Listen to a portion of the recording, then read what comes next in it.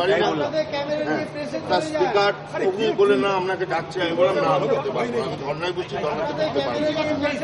তারপরে কিছুক্ষণ পরে মার্শাল এসে আমার ড্রাইভারের কাছে হ্যান্ডবিল ছিল, যেটা মাননীয় মুখ্যমন্ত্রীকে চিঠিটা লিখেছিলাম, তার কপি আমি জনপ্রতিনিধিদের হাতে তুলে দিতে চেয়েছিলাম। তা সেখানে এসে উনি সমস্ত কাগজপত্র কেড়ে নিলেন, কেড়ে নিয়ে আমার ড্রাইভারকে ঘাট ধাক্কা দিয়ে তাকে ঘরের ভেতরে ফেলা হলো। না, সে তো সবাই শুনেছে কি ব্যাপার হাউসের মধ্যে। তারপরে আমি বলেছি যেটা, যে একটা বিধায়ক একটা গুরুতর অভিযোগ তুলেছেন, অনেকগুলো গুরুতর অভিযোগ, সংশ্লিষ্ট মন্ত্রীদের নাম আছে, তারা কি বলেছেন সেটা বলা আছে। কাজে আমরা দাবি করেছি যে মন্ত্রীদের একটা বিবৃতি দিতে হবে, এই সম্পর্কে তাদের কি বক্তব্য আছে বিবৃতি দিতে হবে।